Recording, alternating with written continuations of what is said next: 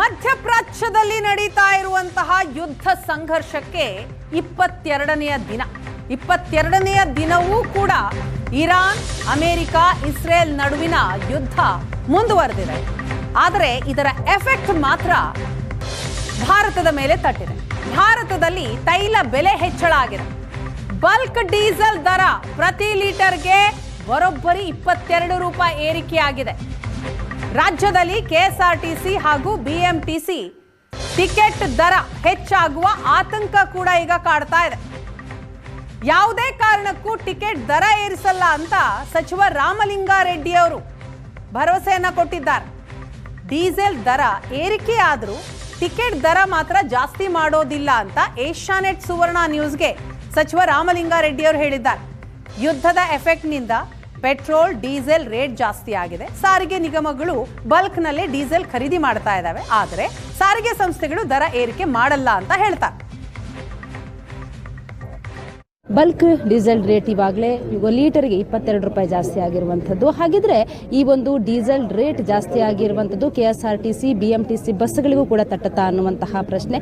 ಇದ್ರ ಬಗ್ಗೆ ಮಾತನಾಡೋದಕ್ಕೆ ನಮ್ಮ ಜೊತೆಗೆ ಸಚಿವರಾಗಿರುವಂತಹ ರಾಮಲಿಂಗಾರೆಡ್ಡಿ ಅವರಿದ್ದಾರೆ. ಅವ್ರನ್ನ ಮಾತಾಡಿಸ್ತೀನಿ. ಸರ್, ಈಗ ಡೀಸೆಲ್ ರೇಟ್ ಲೀಟರ್ಗೆ 22 ರೂಪಾಯಿ ಜಾಸ್ತಿ ಆಗಿದೆ ಬಲ್ಕ್ನಲ್ಲಿ. ನೀವು ಕೂಡ ತುಂಬ ಬಲ್ಕ್ನಲ್ಲಿ ಖರೀದಿ ಮಾಡುವಂಥದ್ದು, ಹಾಗಾಗಿ ಏನಾದರೂ ಎಫೆಕ್ಟ್ ಆಗುತ್ತೆ? ಬಲ್ಕಲ್ಲೇ ನಾವು ಕೊಂಡ್ಕೊಳ್ಳೋದು. ಆದರೆ ನಾವು ಹೋದ ವರ್ಷ ಜಾಸ್ತಿ ಮಾಡಿದ್ವಿ.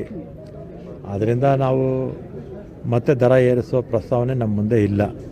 ಮತ್ತು ಅದಕ್ಕೆ ಅಂತಲೇ ಒಂದು ಸಮಿತಿ ಬೇರೆ ಮಾಡಿದ್ದೀವಿ. ಸಮಿತಿಗೆ ಅಧ್ಯಕ್ಷರ ನೇಮಕ ಆಗಬೇಕು.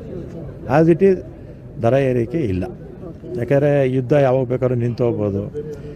ಯುದ್ಧ ನಿಂತಾದಮೇಲೆ ಸಹಜವಾಗಿ ಡೀಸೆಲ್ ಬೆಲೆ ಬಲ್ಕ್ ಇರ್ಬೋದು, ರಿಟೇಲ್ ಇರ್ಬೋದು, ಕಡಿಮೆ ಆಗುತ್ತೆ ಅನ್ನೋ ವಿಶ್ವಾಸ ಇದೆ. ಸರ್, ದಿನಕ್ಕೆ ಸಾವಿರಾರು ಬಸ್ಗಳಿಗೆ ಡೀಸೆಲ್ ಬಲ್ಕ್ ರೀತಿಯಲ್ಲೇ ನೀವು ಖರೀದಿ ಮಾಡ್ಕೊಳ್ತಾ ಇದ್ದದ್ದು ಎಫೆಕ್ಟ್ ಆಗಲ್ವಾ, ಹೇಗೆ ಅಂತ? ಆಗುತ್ತಮ್ಮ, ಆದರೆ ಜನಕ್ಕೂ ತೊಂದರೆ ಆಗಬಾರ್ದಲ್ಲ. ನಮ್ಮ ಹತ್ರ 26,000 ಬಸ್ ಇದೆ. ಇದ್ರ ಬಗ್ಗೆ ಕೇಂದ್ರ ಸರ್ಕಾರ ಸ್ವಲ್ಪ ಜನರ ಬಗ್ಗೆ ಕಾಳಜಿ ವಹಿಸಬೇಕು. ಕೇಂದ್ರ ಸರ್ಕಾರ ನೋಡಿ, ಮನಮೋಹನ್ ಸಿಂಗ್ ಅವರು ಅವಧಿನಲ್ಲಿ ಆಗ ಕ್ರೂಡ್ ಆಯಿಲ್ ಬೆಲೆ ಒಂದು ಬ್ಯಾರೆಲ್ಗೆ $130-140 ಆಗೋಗಿತ್ತು.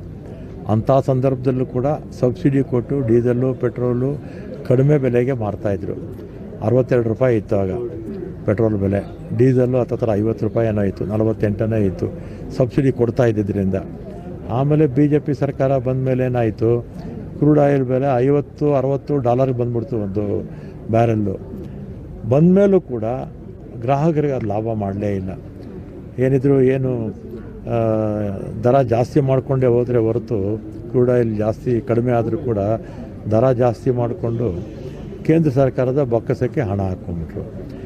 ಅದು ಇವರಿಗೆ ಯಾರು ಕಮಾಡಿಟೀಸ್ ಇದ್ದಾರೆ ಇವರಿದಾರಲ್ಲಮ್ಮ.